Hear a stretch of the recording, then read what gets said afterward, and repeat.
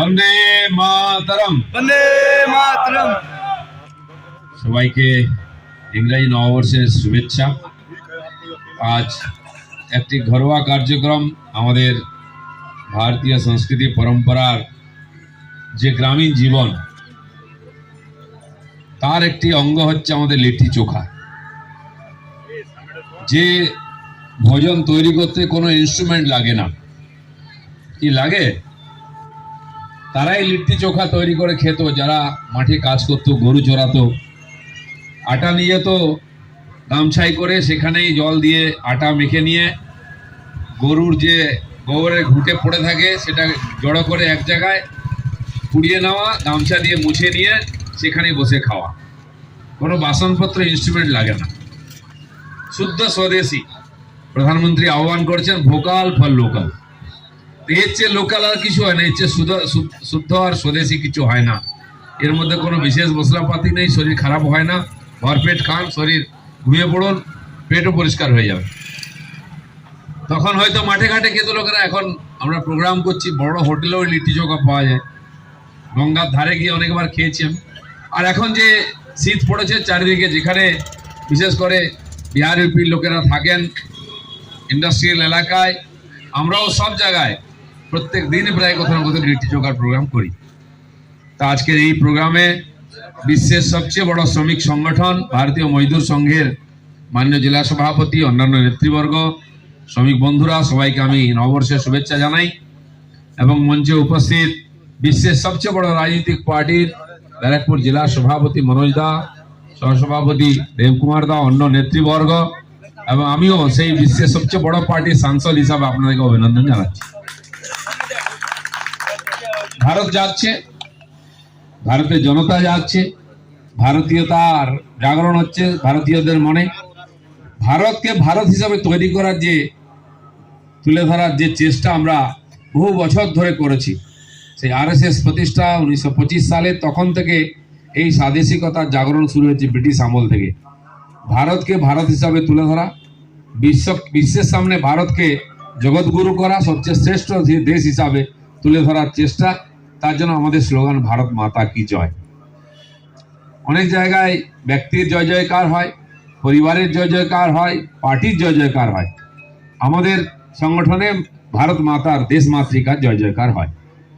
আর তাই এতদিনের অক্লান্ত সাধনায় আমাদের এক একটি সংগঠন, যারা এই ভগবা পতাকা নিয়ে ভারত মাতা কি জয় বলে লড়াই করছেন, সে শ্রমিক ক্ষেত্রে হোক, রাজনীতিক ক্ষেত্রে হোক, বিদ্যার্থী হোক, আর্থিক ক্ষেত্র, বিবিধ সংগঠন, প্রায় 100-এর কাছাকাছি সংগঠন এই ভারতীয় জীবন পদ্ধতিকে আদর্শ করে ভারতবর্ষের বিভিন্ন জায়গায় কাজ করে চলেছেন। তার সঙ্গে কোটি কোটি মানুষ যুক্ত হয়েছেন। ভারতীয় জনতা পার্টি সবচেয়ে বেশি এমপি যার, সবচেয়ে বেশি এমএলএ যার, সবচেয়ে বেশি পঞ্চায়েত, জেলা পরিষদ, সমিতি, কাউন্সিলর, চেয়ারম্যান, মেয়র আমাদেরই আছে। 18 কোটি মেম্বার আছে আমাদের। বিশ্বে অনেক দেশ আছে, কয়েকটা দেশকে জুড়লে তবে গিয়ে 18 কোটি লোক হয়। ঠিক সেরকম ভারতীয় মজদুর সংঘ 54 সাল থেকে নিরন্তর কাজ করেছে ঠেঙ্গড়িজির নেতৃত্বে, তার আদর্শে, তার হাতে প্রতিষ্ঠিত সংগঠন। দেশ কে লিয়ে করেंगे काम करके लेंगे पूरा दाम, এই যে স্লোগান, এটা জনমানসে আস্তে আস্তে প্রভাব ফেলেছে। আজকে তাই সবচেয়ে বড় সংগঠন হয়েছে। গ্রামে গঞ্জে, শহরে, সংগঠিত অসংগঠিত ক্ষেত্রে সব জায়গায় আজকে বিএমএস এর আর সদস্য, সব জায়গায় সংগঠন। যারা এখনো গ্রামে গঞ্জে আছেন, যারা হাতের কাজ করেন, যাদের মধ্যে এখনো সংগঠন নাই, সেই সমাজকেও স্পর্শ করার জন্য মাননীয় প্রধানমন্ত্রী বিশ্বকর্মা যোজনা চালু করেছেন। যারা কোনো সংগঠনে যুক্ত হতে পারেন না, কেবল হাতের কাজ করেন। আমাদের সমাজে বহু বছর ধরে জাতি অনুযায়ী জীবিকার পদ্ধতি চলে এসছে। যেমন ধোপা, নাপিত, ব্রাহ্মণ আছে আমাদের জীবনের অঙ্গ, ঠিক ছুতোর, কামার, কুমোর, স্বর্ণকার, এই ধরনের যারা কাজ করেন, লোহা, লক্কড়, কাঠ, মাটির কাজ, সেই যে বিরাট সমাজ, যারা আমাদের জীবনযাত্রার প্রয়োজনীয় জিনিস তৈরি করে আমাদের যোগান দিতেন। গ্রামের হাটে, মেলাতে আমরা সেই জিনিস কেনাবেচা করতাম, তা এখন বড় বড় দোকানে, বড় বড় কারখানায় তৈরি হচ্ছে। ফলে এই জীবিকার সঙ্গে যুক্ত মানুষগুলি ধীরে ধীরে কাজ হারিয়ে শহরের দিকে পাড়ি দিচ্ছেন। শহরের আনাজে কানাজে বস্তি, খালের ধারে বস্তি গড়ে উঠছে, সেই যারা কর্মচারী, যারা নিজের মানে হাতের যে কাজ, তার দ্বারা মানুষকে মুগ্ধ করতেন, তার দ্বারা জীবিকা করতেন, মাথা উঁচু করে বাঁচতেন, তারা এসে আজকে ঝুপড়িতে থাকছেন।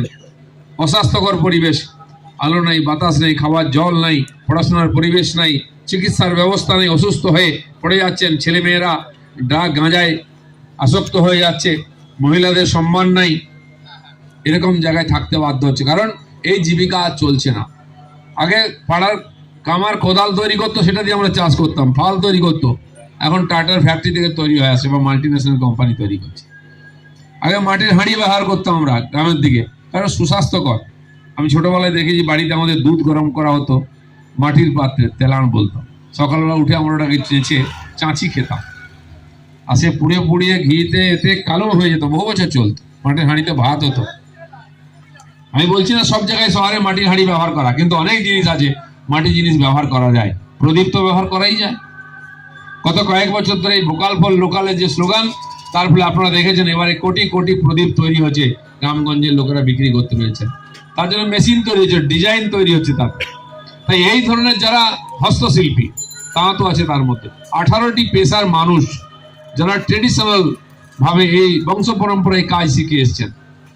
তাদের জীবিকাকে যুগানুকূল করা, তাদের ট্রেনিং দেওয়া, তাদের লোন দিয়ে ভালো করে ব্যবসা করার সুযোগ দেওয়া, তার জন্য সরকার যোজনা তৈরি করেছে।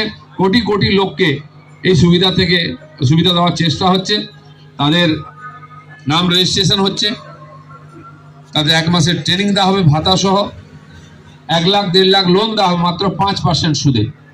সে যদি ব্যবসা করে টাকা ফেরত দেয়, আরো 2 লাখ টাকা লোন পেতে পারে, যাতে নিজের পায়ে দাঁড়াতে পারে। তাদের ট্রেনিং দেওয়া হবে ব্যবসা কি করে করা যায়, আধুনিক সমাজে তার প্রোডাক্টকে কিভাবে সুন্দর করে বিক্রি করা যায়। তার জন্য সব জায়গায় দেখুন আপনি নতুন নতুন মেশিন এসছে। আমি দেখে এলাম কোমরপাড়াতে এরকম ছোট ছোট মেশিন বেরিয়েছে, 10-15 হাজার টাকা দাম, 4টা 5টা 6টা 8টা জায়গা আছে, সেখানে মাটি দিন, চাপ দিলে প্রদীপ তৈরি হয়েছে, ডিজাইন করা সুন্দর, শুকিয়ে পুড়িয়ে বাজারে বিক্রি করুন। হাতে তৈরি করলে সময়ও বেশি লাগে, দামও পাওয়া যায় না। সেই সময় 10টা তৈরি হয়ে যাবে, তার দামও ডবল ট্রিপল। একাধিক পাত্র তৈরি হয়েছে। এই কদিন আগে 1 মাস ধরে হস্তশিল্প মেলা চললো ইকো পার্কে, আমি রোজ ওখানে হাঁটতে যাই, মেলা দেখতে গেলাম। কাঠের তৈরি এত সুন্দর সুন্দর জিনিস, তাল গাছকে কেটে চেয়ার টেবিল করেছে, বাড়ির ভিতরের জন্য নয়, ভারী ভারী বাগানে রেখে দিন আপনি, পুরো প্লেন করে কেটে একটু উঁচু করে দিয়েছে, চেয়ারের মতো সোফার মতো হয়ে গেছে, খুঁড়ে দিয়েছে, কিছু করতে হবে না, পলিশ করে একটু রং করে দিন, রোদ জলে নষ্ট হয় না। সেটাকে কেটে গোল করে সেটাকে টেবিল করে দিয়েছে, একদম ন্যাচারাল সুন্দর। আপনি বাগানে বসে চা খেতে পারেন, চায়ের দোকানের সামনে রেখে দিতে পারেন। কাঠেরও সুন্দর সুন্দর, এত সুন্দর সুন্দর মূর্তি তৈরি হচ্ছে, যেটা বাড়িতে সাজিয়ে রাখার মতো। ঠিক সেরকম বহু জিনিস যারা তৈরি করছেন, তার মার্কেট চাই, তো তাদেরকে বিজনেস শেখানো, তাদের দোকানটি একটু ভালো করে সাজিয়ে দেওয়া, আধুনিক মেশিনের দ্বারা প্রোডাকশন করা, এগুলো করার জন্য সরকার চেষ্টা করছে, যাতে এই লক্ষ লক্ষ কোটি কোটি মানুষ গ্রামে গঞ্জে থেকে জীবিকা নির্বাহ করতে পারেন। নাহলে কোটি কোটি লোককে চাকরি দেওয়া সম্ভব নয়, জীবিকা দেওয়া সম্ভব। আমাদের সরকার সেটাই করছে, চাকরিও আছে, আর এয়ারপোর্ট তৈরি হচ্ছে, হাইওয়ে তৈরি হচ্ছে, রেল লাইন তৈরি হচ্ছে, নতুন ট্রেন চলছে, management college, medical college, engineering college, IIT, AIIMS তৈরি হচ্ছে, প্রদেশে প্রদেশে নতুন নতুন এয়ারপোর্ট তৈরি হচ্ছে। 70টা ছিল 14 সালে, এখন 140 পার হয়ে গেছে এয়ারপোর্ট।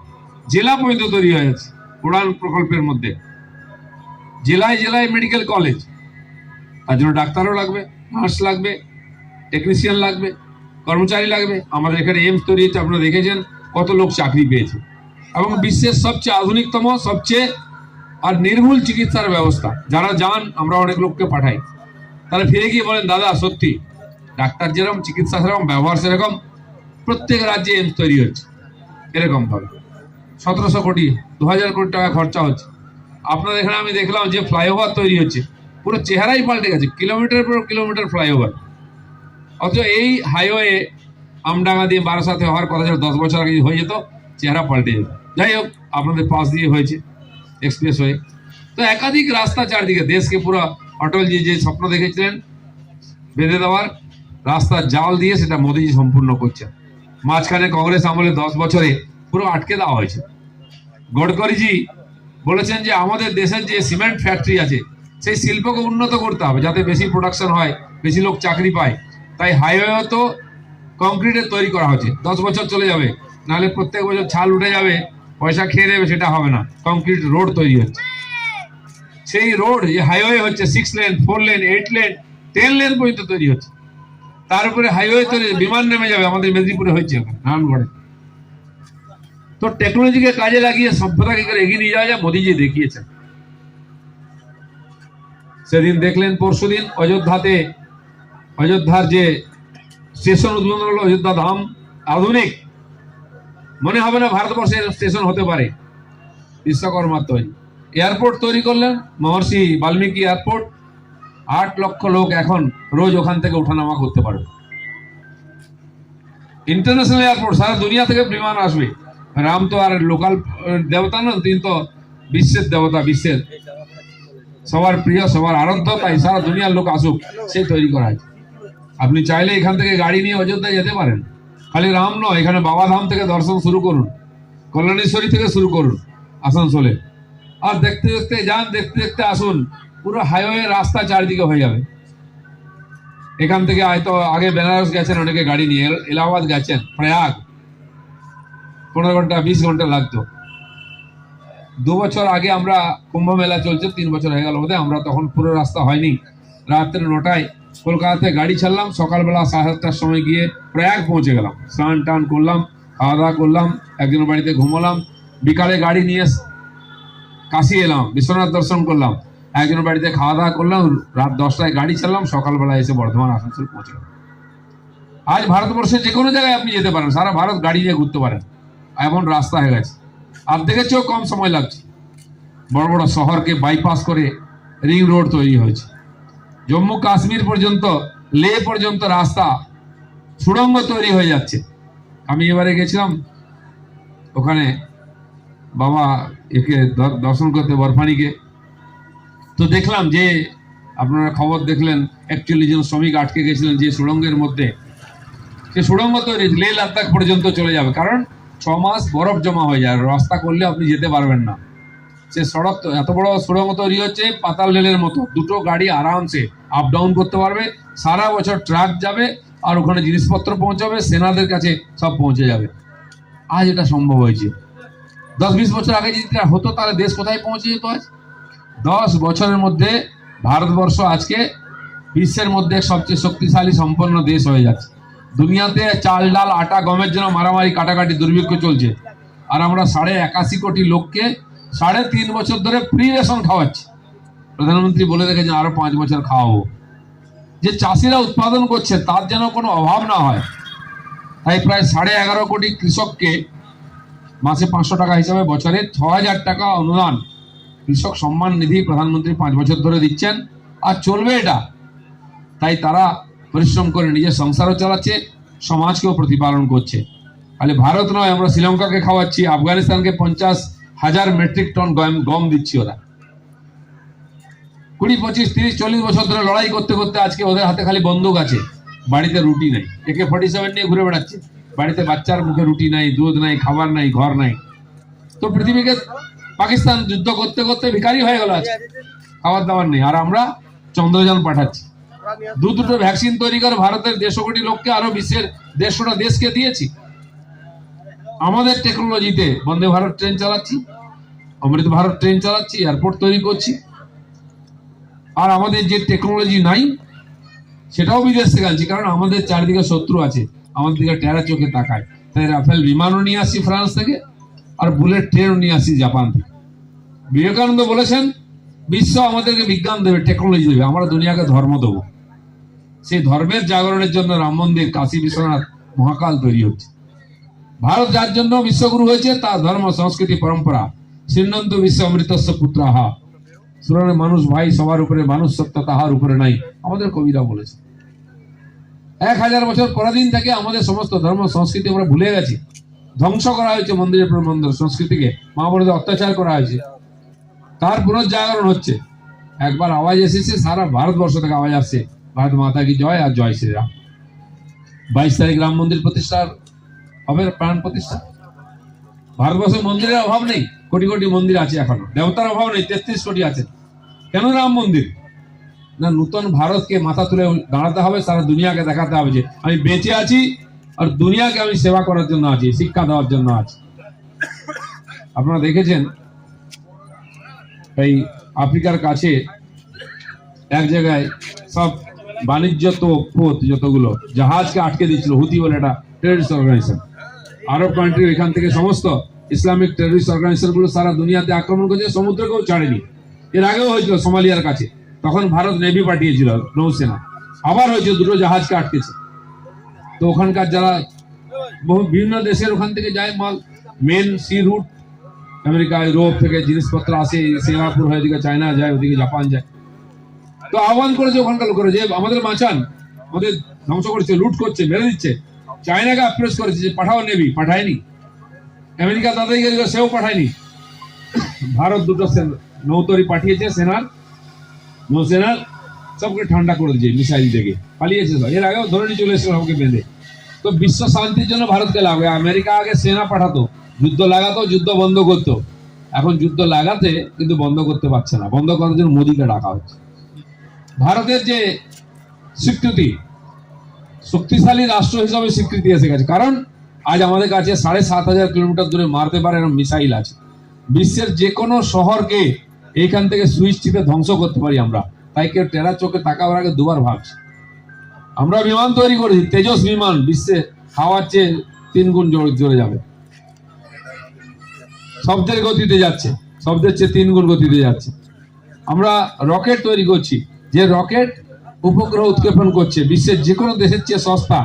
তাই উন্নত দেশগুলো আমাদের রকেটের মাধ্যমে উপগ্রহ উৎক্ষেপণ করছে। 124টা একবারে উপগ্রহ ছুড়ে আমরা রেকর্ড করেছি, বাকিরা কেউ পারেনি। আমরা চন্দ্রযান পাঠিয়েছি আমাদের সেই জায়গায় যেখানে আজ পর্যন্ত ছবি তুলতে পারেনি বিক্রম ল্যান্ডারকে, বাকিরা দেখছি। কি করে সম্ভব হলো? ভারতবর্ষের প্রতিভার অভাব কোনোদিন ছিল না, ইচ্ছা শক্তি, নেতৃত্বের অভাব ছিল। সেটা মোদিজির মধ্যে লোকে দেখেছে। তাই মোদি একবার পিঠে হাত রাখলে লোকে প্রাণ দিতে প্রস্তুত। প্রথম চন্দ্রযান 2 বছর আগে হয়েছিল, আপনারা জানেন। মোদি আপনাদের মতো বসেছিলেন সায়েন্টিস্টদের সঙ্গে, সে সফল হয়নি। ইসরোর ডাইরেক্টর কাঁদতে কাঁদতে ভেঙে পড়েছিলেন, তাকে বুকে জড়িয়ে বলেছেন চিন্তা করবেন না, পুরো দেশ আপনার সঙ্গে আছে, শুরু করুন কাল থেকে অভিযান 2য়। আর সেটা সম্পূর্ণ হয়েছে। মোদিজি সাউথ আফ্রিকায় ছিলেন, ওখান থেকে দেখেছেন। আর ভারতের মাটিতে যেখানে ওনার প্লেন নেমেছে, সোজা ইসরোতে গেছেন আগে, সেই বিজ্ঞানীদের পিঠে হাত থাপড়েছেন, ফুল দিয়েছেন, তারপর উনি দিল্লি ফিরেছেন। যেখানে হয়েছে দরকার, সমস্ত মানুষ আজকে গ্রামগঞ্জ শহর সবাই, আর দেশ স্বাধীন হওয়ার প্রায় 70 বছর পরে যে গরিব মানুষ সারা জীবন ইচ্ছা ছিল একটা বাড়ি হোক, পারেনি, মোদি তার বাড়ি বানিয়ে দিয়েছে। বাড়িতে শৌচালয় বানাতে পারেনি, মোদি বানিয়ে দিয়েছেন। যে মা বোনেরা চোখের জলে রান্না করতেন, তার বাড়িতে গ্যাস দিয়েছেন। গরিব চাষিদের কিষাণ সম্মান নিধি দিচ্ছেন। যেটা বাকি ছিল, 4 কোটি লোককে ঘর দিয়েছেন, ভগবান রামকেও ঘর বানিয়ে দিলেন। এটা ইতিহাস। তো যে নতুন ভারত গড়ে উঠছে, তাতে সমস্ত মানুষের যোগদান আছে, বিশেষ করে যুবক, কৃষক, শ্রমিক, মহিলা, যারা অবহেলিত ছিল আমাদের দেশ। যে যুবকরা নতুন দেশ, নতুন দুনিয়া গড়তে পারে, তাদের কেউ অ্যাপ্রোচ করেনি। তাদের নেতাকে আর পাগলা একটা রাহুল গান্ধী, যে নিজেই কিছু বোঝে না, 50 বছর 54 বছর দাড়ি পেকে গেল, এখনো যুব নেতা, এখনো বাস্তব জানে না কাকে কি বলতে হয়। উল্টা পাল্টা বলে তার সদস্যপদই চলে যায়। এই যদি নেতা হয় যুবকদের, তাহলে আমাদের যুবকরা যারা চন্দ্রযান বানাচ্ছে, যারা বানাচ্ছে, ভ্যাকসিন বানাচ্ছে, বন্দে ভারত বানাচ্ছে, সেই যুবকদের কে নেতৃত্ব দেবে? আজকে 72 বছরের একজন বয়স্ক যুবককে তাকে নেতৃত্ব দিতে হচ্ছে। দুজনেই দাঁড়িয়েওয়ালা, দুজনের পার্থক্য দেখুন। আর তারা বলছে মোদি হাটাও, দেশ বাঁচাও। আরে নিজেকে আগে বাঁচাও, তার মোদিকে হাঁটাবে। দেশ যে নেতৃত্বের খোঁজ করছে, সে নেতাকে পেয়ে গেছে, যার চরিত্রে দেশের সংস্কৃতি, পরম্পরা, সংস্কার আছে, যার পা মাটিতে আছে, মাথাটা আকাশে আছে, যে ভারতকে বিশ্বগুরু করতে পারে। ভারতের আজকে গর্বিত 140 কোটি মানুষ। একসময় এই বিরাট জনসংখ্যা আমাদের কাছে একটা বোঝা ছিল, আজ এই জনসংখ্যাটা আমাদের কাছে সম্পদ। তারাই ভারতকে পাল্টে দিচ্ছে। বিশ্বের যেখানে গেছে ভারতীয়রা তার সম্মান পেয়েছে। আজ প্রায় 64 না 68টা কোম্পানিতে বড় বড় ভারতীয়রা হচ্ছেন সিইও। সুন্দর পিচাইয়ের মতো লোক আমাদের আইআইটিতে পড়ে গেছেন, অনেকে তো সাধারণ কলেজ ইউনিভার্সিটিতে ইঞ্জিনিয়ারিং কলেজ থেকে পড়েছেন, বিশ্বের বড় কোম্পানিকে নেতৃত্ব দিচ্ছেন, নতুন নতুন কোম্পানি তৈরি করে ফেলছেন, দুনিয়ার বড় বড় কোম্পানি কিনে ফেলছেন। লক্ষ্মী মিত্তল এই কলকাতা থেকে বিকম পাস করেছে, আজ বিশ্বের বড় বড় লোহার কারখানা কিনে নিচ্ছে হাজার হাজার কোটি টাকা দিয়ে। এরকম মানুষ আমাদের সাধারণ পরিবার থেকে এসেছে। ইসরোতে যে বিজ্ঞানীরা কাজ করছেন, যারা চন্দ্রযান তৈরি করলেন, পাঠালেন কয়েকশো, তারা কোথা থেকে গেছে? উত্তর চব্বিশ পরগনা, দক্ষিণ চব্বিশ পরগনা, বীরভূম, এখানকার ছেলেরা আছে। সাধারণ বাংলা স্কুলে পড়েছে, ইংলিশ মিডিয়ামে পড়ার সুযোগ পায়নি, সাধারণ বাড়ির ছেলে, তারাই এই অসাধ্য সাধন করছে। খালি একটা প্রেরণার দরকার ছিল। তাই ভারতবর্ষের সমস্ত শ্রেণীর মানুষ আজকে জেগে উঠেছেন, দেশকে নতুন করে গড়তে চাইছেন, নতুন ভারতকে। তারা চাইছেন ভারত জগৎগুরু হোক, যে যেখানে আছেন সেখান থেকেই পরিশ্রম করে কাজ করছেন।